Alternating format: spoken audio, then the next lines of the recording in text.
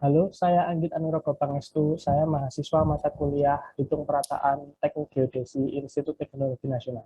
Pada kesempatan kali ini saya akan menjelaskan dua soal mengenai hitung perataan. Langsung saja kita mulai.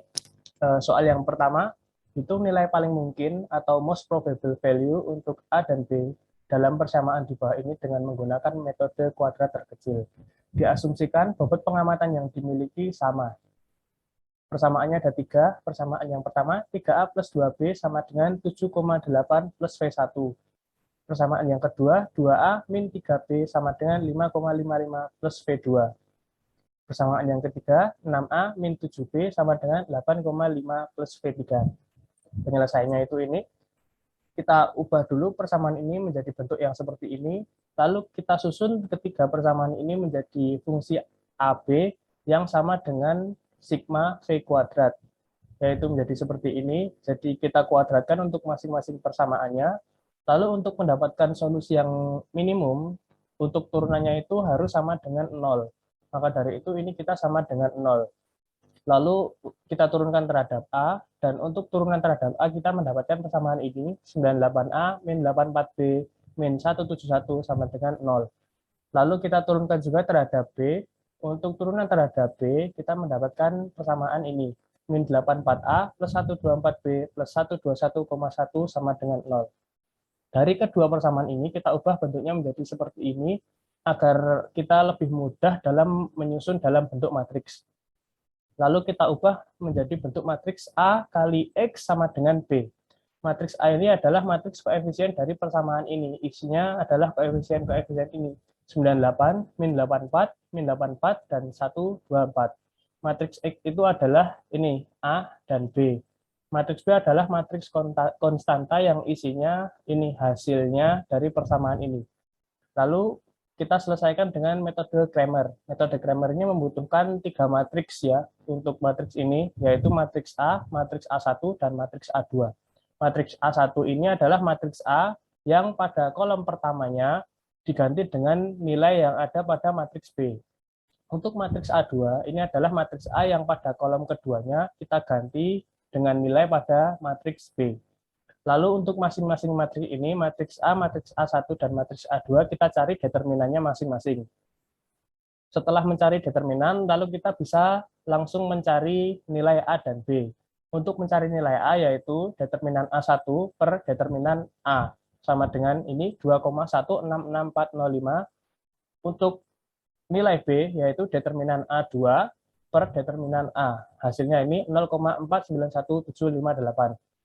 Untuk mengecek hasil ini apakah sudah benar atau belum, kita masukkan ke matriks ini. Kita masukkan ke matriks X-nya nilai A dan B ini. Hasilnya ini kita bandingkan dengan B yang tadi. Kalau misalnya sama, berarti ini hasilnya sudah benar ya. Lalu kita substitusikan ke persamaan yang pertama tadi, nilai A dan B-nya, untuk kita mencari nilai V-nya. Setelah kita substitusikan, kita mendapatkan nilai V ini. Lalu kita mencari nilai V kuadrat. Ini tinggal dikuadratkan, lalu sigma V kuadratnya ini ketemu. Dan inilah sigma V kuadratnya.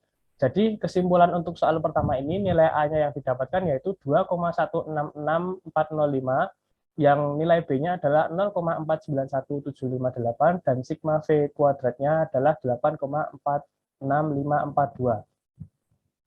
Untuk soal yang kedua, langsung saja di sini disajikan jaring sifat datar. Dengan informasi yang seperti yang ada di tabel ini, ada beda tingginya, panjang sisi, tinggi dan tinggi titiknya. Beda tinggi ini sisi 1, 2, 3, 4, 5 itu ini ya, yang dalam kurung 1, 2, 3, 4, 5. Penyelesaiannya, sebelumnya kita harus mencari ini dulu, N0, dan R.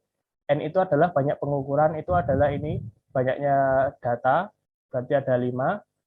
Untuk banyak pengukuran yang diperlukan N0 itu adalah banyak pengukuran minimal yang bisa kita cari untuk mencari ini kedua titik ini. Kenapa 2? Ini kan sebenarnya kalau kita mau menentukan BM1 dan BM2 cukup dengan misalnya A ditambah 1 ditambah 3 sudah ketemu ya, berarti minimal kan 2.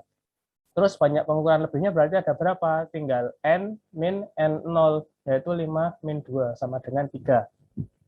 Lalu kita menyusun syarat yaitu AV plus W sama dengan 0. Sebelumnya kita harus menentukan dulu syarat geometrik pada gambar ini. Syarat geometrik ini ada apa aja? Syarat geometriknya itu ini. Ada kurang lebih ada 6, yaitu H1, H1 ini, H1 min H2. Kenapa min? Karena ini berlawanan dengan arah panah. Min beda tingginya antara B dan A. Jadi B min A sama dengan 0. Terus kita susun semuanya. Ini ada dari H4, H5, terus ada yang jalur 1, 3, 5, dan seterusnya. Lalu untuk menentukan ini, kita cukup membutuhkan 3 syarat geometrik, karena R-nya ada 3 ya. Saya memilih persamaan nomor 1, 2, dan 3, karena ini yang 1, 2 ini adalah jalur terpendeknya, dan yang ketiga ini tambahan. Terus persamaan syaratnya kita susun. Karena ini tadi ada H1, H2, H3, H4, dan 5, berarti V-nya itu ada V1, V2, V3, V4, dan V5.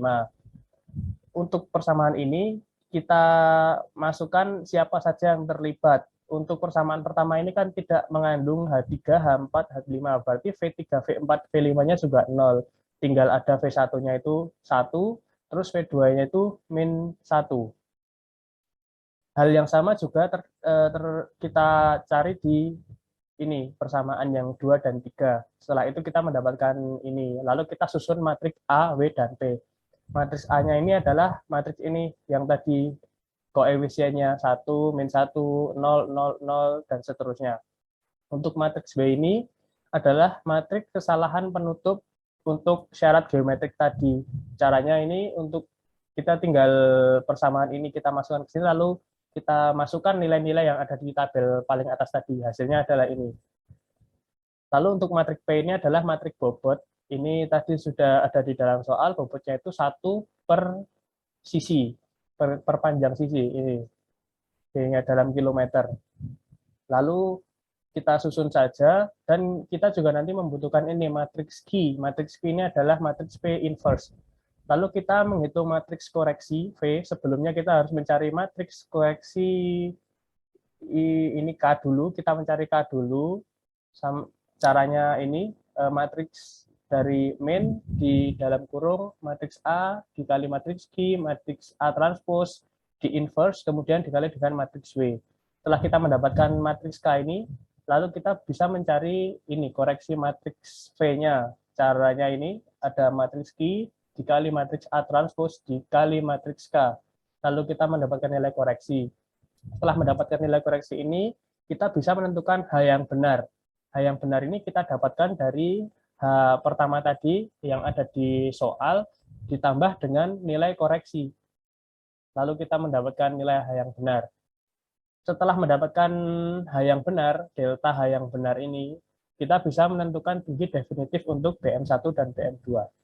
BM1 kita bisa cari untuk jarak terpendeknya yaitu titik A plus H1 yang sudah benar ya. Untuk BM2 itu adalah C ditambah H4. Jadi ketemunya ini tinggi definitifnya.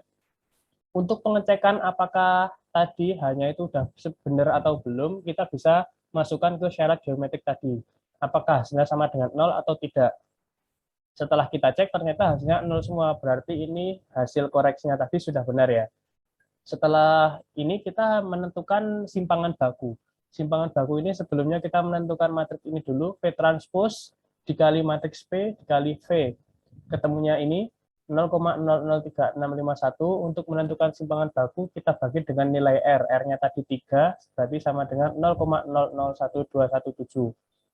Lalu kita menentukan matriks kofaktor.